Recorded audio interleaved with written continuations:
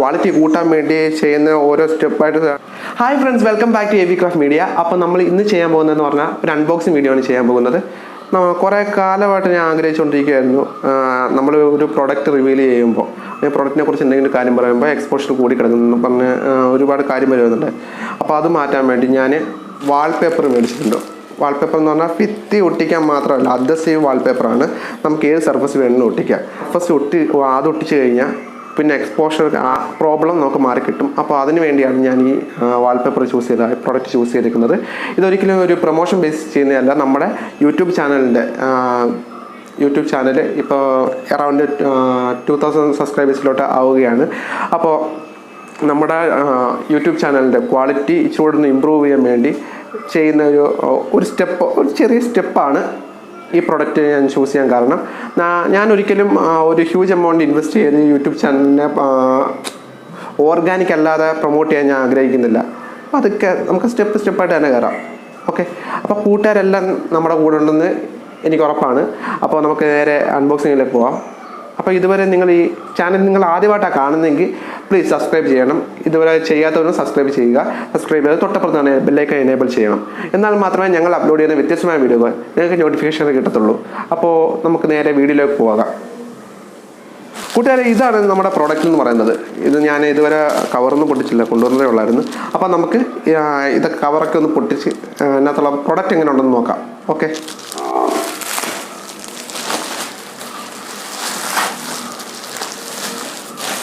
അപ്പോൾ കൂട്ടുകാരെ കണ്ടില്ലേ, ഇതാണ് പ്രൊഡക്റ്റ്. നമ്മുടെ പ്രൊഡക്റ്റ് ഇതാണ്. വിനൈൽ, ഞാൻ പറഞ്ഞായിരുന്നു വിനൈൽ അഡ്ഹസീവ് വാൾപേപ്പറാണ് ഞാൻ മേടിച്ചേക്കുന്നത്. അപ്പോൾ അതുകൊണ്ട് തന്നെ മേറ്റ് ഫിനിഷാണ്, ഒരു ഗ്ലോസി ആയിട്ടുള്ള ബ്ലാക്ക് അല്ല, ഒരു മേറ്റ് ഫിനിഷ് ആയിട്ടുള്ള രീതിയിലുള്ളൊരു വാൾപേപ്പറാണ് ഞാൻ ചൂസ് ചെയ്തിരിക്കുന്നത്. കാരണം എന്ന് പറഞ്ഞാൽ ഗ്ലോസി ആയി കഴിഞ്ഞാൽ ലൈറ്റിൻ്റെ റിഫ്ലക്ഷൻ നമുക്ക് പെട്ടെന്ന് നമ്മളെ എഫക്റ്റ് ചെയ്യും. അപ്പോൾ അത് ഒഴിവാക്കാൻ വേണ്ടിയാണ് ഞാൻ മേറ്റ് കളറെല്ലാം മേടിച്ചേക്കുന്നത്. അതേപോലെ ഒരുപാട് വാൾപേപ്പർ ഉണ്ട്, ഒരുപാട് വാൾപേപ്പർ പല ഡിസൈനിലുണ്ട്. പക്ഷേ നമ്മൾ എപ്പോഴും ഞാൻ ചൂസ് ചെയ്യുന്ന പറഞ്ഞാൽ ഒരു പ്ലെയിൻ കളറായിരിക്കും. ഞാൻ ഡിസൈനൊക്കെ ഇഷ്ടമാണ്, പക്ഷേ ഞാൻ എൻ്റെ ചാനലിന് ഇത് മതി. അപ്പോൾ നമുക്ക് ഈ വീഡിയോ ഇതിൻ്റെ ക്വാളിറ്റി എങ്ങനെയാണെന്ന് ചെക്ക് ചെയ്യാം. കൂട്ടുകാരെ, എനിക്ക് പറയാനുള്ളൊരു കാര്യം എന്ന് പറഞ്ഞാൽ ഇതെന്ന് പറഞ്ഞാൽ വോൾപിൻ വാൾപേപ്പർ സ്റ്റിക്കേഴ്സ് എന്നാണ് ഈ കമ്പനിയുടെ പേര്. മോഡൽ നെയിം എന്ന് പറയുന്നത് വോൾപിൻ എന്നാണ് ഇതിൻ്റെ പേരെന്ന് പറയുന്നത്. അപ്പോൾ വോൾപിനെ കൊള്ളാം. ഇതെന്ന് പറഞ്ഞാൽ 5 മീറ്ററാണ്. കൂട്ടുകാരെ ശ്രദ്ധിക്കണം, 5 മീറ്ററാണ് ഇതിൻ്റെ ലെങ്ത് എന്ന് പറയുന്നത്. 5 മീറ്റർ നമുക്ക് ഉണ്ട്, അതായത് 500 സെൻറ്റിമീറ്റർ ഇതിനകത്തുണ്ട്. അപ്പോൾ ഇഷ്ടം പോലെ നമുക്ക് വാൾപേപ്പറിന് ആവശ്യമായിട്ടുള്ള കാര്യങ്ങളെല്ലാം ഉണ്ട്. ഈ പ്രൊഡക്റ്റിൻ്റെ ഡയമെൻഷൻ എന്ന് പറഞ്ഞാൽ 45 സെൻറ്റിമീറ്റർ ഇൻറ്റു 4.3 ഇൻറ്റു 4.3 സെൻറ്റിമീറ്റർ ആണ് എൻ്റെ ഡയമെൻഷൻ എന്ന് പറയുന്നത്. അതേപോലെ തന്നെ ഈ പ്രൊഡക്റ്റ് നമുക്ക് യൂസ് ചെയ്യാൻ എല്ലാ സർഫസിലും നമുക്ക് യൂസ് ചെയ്യാമെന്ന് ഞാൻ ആദ്യമേ പറഞ്ഞത്. അതേപോലെ ഗൈസ്, പിന്നെ പറയാനുള്ള വേറൊരു കാര്യം എന്ന് പറയുന്നത് ഈ പ്രൊഡക്റ്റ് നമുക്ക് എല്ലാ സർഫസിലും യൂസ് ചെയ്യാൻ സാധിക്കുന്നതാണ്. അതായത് റെഫ്രിജറേറ്റർ, ഫ്രിഡ്ജ്, DIY ഗിഫ്റ്റ്, പിന്നെ നമുക്ക് എന്തെങ്കിലും റാപ്പ് ചെയ്യാനുണ്ടെങ്കിൽ, അതേപോലെ തന്നെ കിച്ചൺ, പിന്നെ ക്യാബിനറ്റ്, ബ്ലാക്ക് ആയിട്ടുള്ള അതായത് കേടായിട്ടുള്ള ഇതില്ലേ ആ പ്ലേസിൽ നമുക്ക് ഒട്ടിക്കാം. നമ്മുടെ വാളിൽ ഒട്ടിക്കാൻ സാധിക്കും. അതേപോലെ കബോർഡ് ഒട്ടിക്കാം. അതേപോലത്തെ പല കാര്യങ്ങളും ഒട്ടിക്കാൻ സാധിക്കുന്ന രീതിയിൽ നല്ല പെർഫെക്റ്റ് ആയിട്ടുള്ളൊരു പ്രൊഡക്റ്റാണ് ഇത്. ഇപ്പം ഏകദേശം ലുക്ക് കണ്ടോ എനിക്ക് മനസ്സിലായി. ഇതിനകത്ത് എഴുതിയേക്കുന്നത് എങ്ങനെയാണെന്ന്. അപ്പോൾ നമുക്കിനി പ്രൊഡക്റ്റ് നമുക്കൊന്ന് ഒട്ടിച്ചൊക്കെ നോക്കാം. ഇത് കണ്ടല്ലോ, നമ്മുടെ ടേബിളിൻ്റെ അവസ്ഥ കണ്ടല്ലോ. അപ്പോൾ ഇങ്ങനെ ആയിരുന്നു. അതായത് എത്ര നമ്മൾ ലെൻസ് ക്ലീൻ ആക്കിയിട്ടും, അതായത് നമ്മൾ ചെയ്തിട്ടും ലൈറ്റ് ഇവിടെ മണ്ടയ്ക്ക് ലൈറ്റിൽ റിഫ്ലക്റ്റ് ചെയ്ത് ഇങ്ങോട്ട് വരുന്നുണ്ട്. അപ്പോൾ അതുകൊണ്ട് തന്നെ ഒരു ബ്ലഡ് ആയിട്ടുള്ള അവസ്ഥയിലാണ് ഇതിനകത്ത് ഇരിക്കുന്നത്. അപ്പോൾ ഞാൻ അതുകൊണ്ടാണ് ഈ പ്രോഡക്റ്റ് ചൂസ് ചെയ്തത്. നമുക്കപ്പോൾ ഈ പ്രോഡക്റ്റ് നമുക്കൊന്ന് ബിൽഡ് ചെയ്ത് നോക്കാം. അപ്പോൾ ഫ്രണ്ട്സ്, നമ്മുടെ ഈ ടേബിളിൻ്റെ വിഡ്ത്ത് എന്ന് പറഞ്ഞാൽ 60 സെൻറ്റിമീറ്ററും അതേപോലെ നമ്മുടെ ലെങ്ത്ത്, ഈ ടേബിളിൻ്റെ ലെങ്ത്ത് എന്ന് പറഞ്ഞിട്ട് 121 സെൻറ്റിമീറ്ററുമാണ്. അപ്പോൾ നമ്മൾ ആ ലെങ്ത്ത് കറക്റ്റ് മെഷർ ചെയ്തിട്ട് വേണം നമ്മൾ ചെയ്യാൻ. അല്ലെങ്കിൽ ഒരുപാട് വേസ്റ്റേജ് വരുന്നത് മാത്രമല്ല വൃത്തികേടായിരിക്കും. അപ്പോൾ നമ്മൾ ആദ്യമേ ഇതിൻ്റെ ലെങ്ത്തൊക്കെ, റാപ്പിൻ്റെ ലെങ്ത്തൊക്കെ എടുത്തിട്ട് നമുക്ക് ബാക്കി ചെയ്യാം. അപ്പോൾ ഗൈസ്, നമ്മൾ ഇപ്പോൾ ആദ്യമത്തെ ലെങ്ത് എടുത്തിട്ടുണ്ട്. നമുക്ക് എത്രമാത്രം പെർഫെക്റ്റ് ചെയ്യാൻ പറ്റുമെന്ന് പറഞ്ഞാൽ അത്രയും മാത്രം കൃത്യമായിട്ട് അളവെടുത്തിട്ടാണ് നമ്മൾ ചെയ്യുന്നത്. നമുക്ക് നോക്കാം.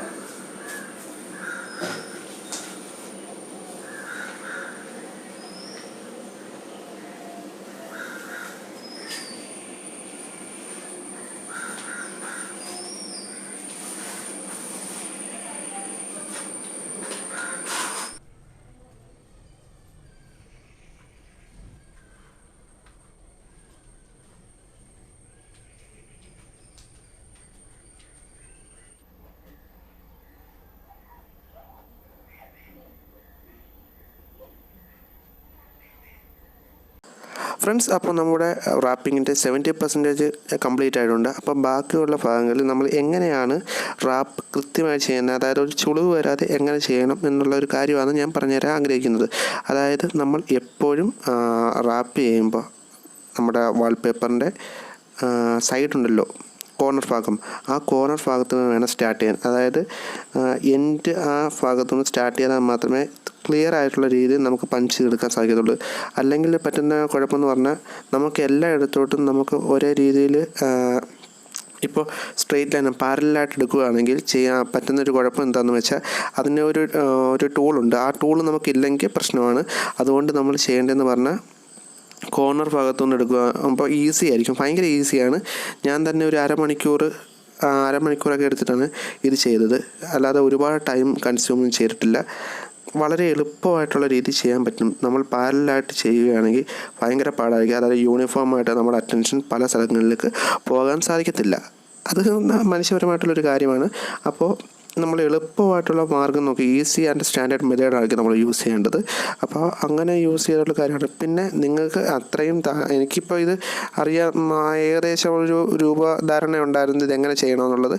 അപ്പോൾ അത് അറിയാവുന്നതുകൊണ്ടാണ് ഞാനിങ്ങനെ ചെയ്തത്. അല്ലെങ്കിൽ നിങ്ങൾ പീസായിട്ട് കട്ട് ചെയ്തിട്ട് വേണം നിങ്ങൾ ചെയ്യേണ്ടത്.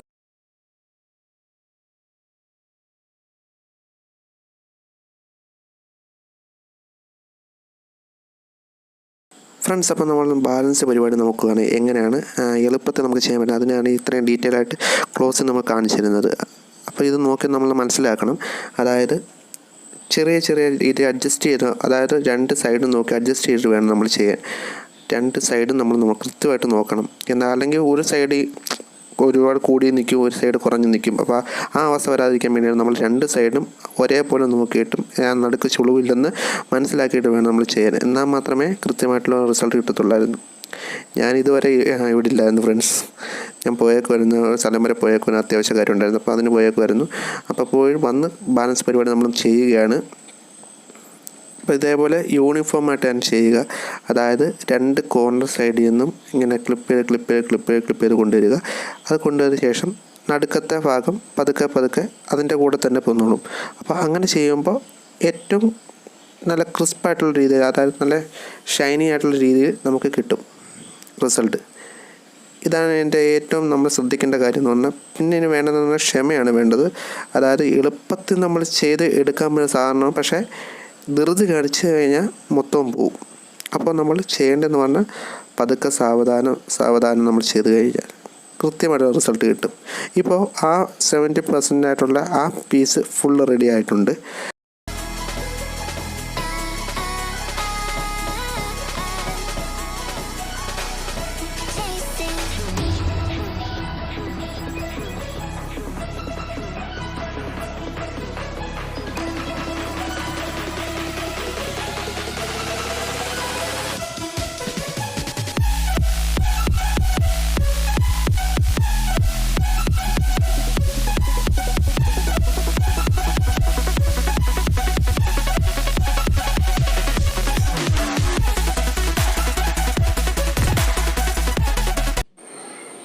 കൂട്ടുകാരെ, നമ്മൾ ഒന്നുകൂടെ പറയുകയാണ്. നമ്മൾ എപ്പോഴും ഇത് ഒട്ടിക്കുമ്പോൾ, വാൾപേപ്പർ ഒട്ടിക്കുമ്പോൾ അല്ലെങ്കിൽ നമ്മൾ ആ ടേബിളിലാണ് ഒട്ടിക്കുന്നതെങ്കിൽ കോർണറിൽ നിന്നായിരുന്നു തുടങ്ങേണ്ടത്. നമ്മൾ ഒട്ടിക്കുന്ന ആ വാൾപേപ്പറിൻ്റെ ഏറ്റവും കോർണർ ഏതാണോ അവിടെ നിന്ന് നമ്മൾ ചെയ്യുമ്പോൾ എളുപ്പമായിരിക്കും, ഭയങ്കര എളുപ്പമായിരിക്കും. അപ്പോൾ ആ രീതിയിൽ തന്നെ ചെയ്യാൻ ശ്രമിക്കുക. നമ്മൾ പതുക്കെ ആ കോർണറിൽ നിന്ന് ഇങ്ങനെ എടുത്ത് മാറ്റണം. വാൾപേപ്പറിൻ്റെ മാക്സിമം ശ്രദ്ധയോടെ തന്നെ ചെയ്യുക. അശ്രദ്ധമായിട്ട് ചെയ്താൽ ചുളുക്ക് വീണാൽ പിന്നെ ഭയങ്കര വൃത്തികേടായിരിക്കും. അപ്പോൾ അങ്ങനെ ചെയ്യാൻ ശ്രമിക്കുക.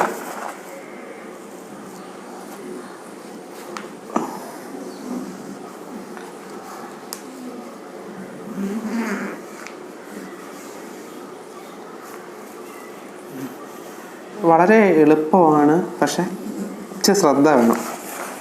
ശ്രദ്ധയുണ്ടെങ്കിലേ ഇത് ചെയ്യാൻ പറ്റത്തുള്ളൂ.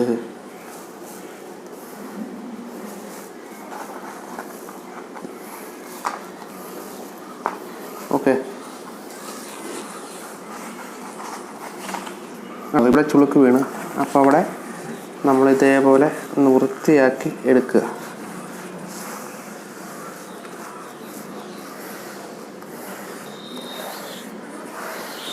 ഓക്കെ,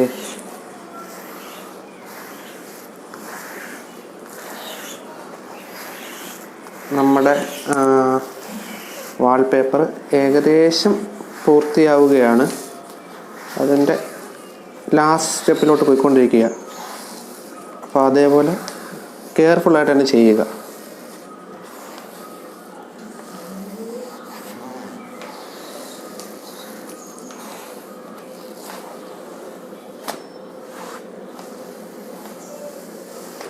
ഓക്കെ,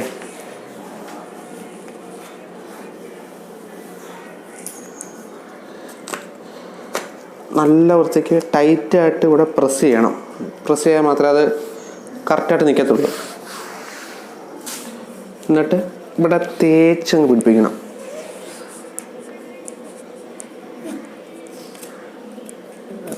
തേച്ച് പിടിപ്പിച്ചതിന് ശേഷം ഇവിടെ അതേപോലെ തേച്ചങ്ങ് പിടിപ്പിക്കണം. ഓക്കെ,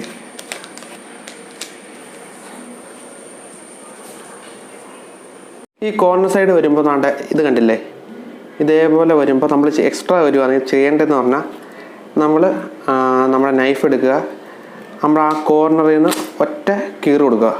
ആ കീറി കൊടുക്കുമ്പോൾ അത് കീറി അങ്ങ് പൊയ്ക്കോളും. അപ്പോൾ ഇവിടുന്ന് വളച്ചിട്ട് ഓക്കെ, കണ്ടില്ലേ കൂട്ടുകാരെ, ഇതേപോലെ ചെയ്യുക. എന്നിട്ട് എക്സ്ട്രാ വരുന്ന ഭാഗം ഇങ്ങനെ ഓക്കെ കീറി എടുക്കുക. ഇത്രയേ ഉള്ളൂ കാര്യം.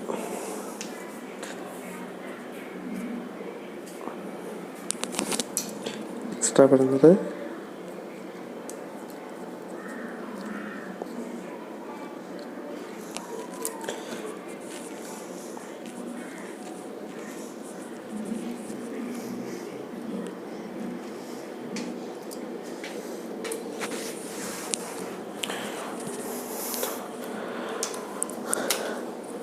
അപ്പോൾ കൂട്ടുകാരെ, നമ്മുടെ കോർണറിലെ പണിയും കഴിഞ്ഞ് കണ്ടില്ലേ, ഇതേപോലെ ഇരിക്കും. കൂട്ടുകാരെ കണ്ടില്ലേ, ഇതേപോലെ ഇരിക്കും നമ്മൾ ഏറ്റവും അവസാനത്തെ പ്രോഡക്റ്റ് എന്ന് പറയുന്നത്. ഇതിനകത്ത് നമ്മളൊരു പ്രൊഡക്റ്റ് വെക്കുകയാണെങ്കിൽ നല്ല ക്രിസ്പ് ആൻഡ് ക്ലിയർ ആയിരിക്കും സാധനം. അതേപോലെ ബാക്ക്ഗ്രൗണ്ട് എപ്പോഴും ഡാർക്ക് ഷെയ്ഡായിട്ട് തന്നെ കിടക്കുകയും ചെയ്യും. ഇതുകൊണ്ടാണ് ഞാൻ ബ്ലാക്ക് സജസ്റ്റ് ചെയ്തത്. കണ്ടല്ലേ കൂട്ടുകാരെ, വാവ്. ഞാൻ ഈ പറഞ്ഞു വന്ന കാര്യം എന്തെങ്കിലും നിങ്ങൾക്ക് ഉപകാരപ്പെടുമെന്ന് വിചാരിക്കുന്നു. ഞാൻ ഈ പ്രൊഡക്റ്റിൻ്റെ ലിങ്ക് ഞാൻ ഡിസ്ക്രിപ്ഷനിലോ അല്ലെങ്കിൽ ചാറ്റിലോ പിൻ ചെയ്തിട്ടേക്കാം. അതേപോലെ തന്നെ ഇതിൻ്റെ പ്രൈസ് എന്ന് പറയുന്നത് 199 രൂപയാണ്. 199 രൂപയാണ് ഓഫർ ഉണ്ടായിരുന്നത്. അപ്പോൾ അങ്ങനെയാണ് മേടിച്ചത്.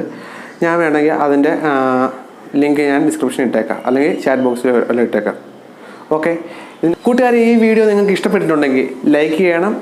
അതേപോലെ നിങ്ങളുടെ വിലയേറിയ കമൻറ്റ് ചെയ്യുകയും വേണം. അതേപോലെ സബ്സ്ക്രൈബ് ചെയ്യാൻ മറക്കരുത്. അപ്പോൾ അടുത്ത വീഡിയോയിൽ നമുക്ക് പിന്നെയും കാണാം. ബൈ.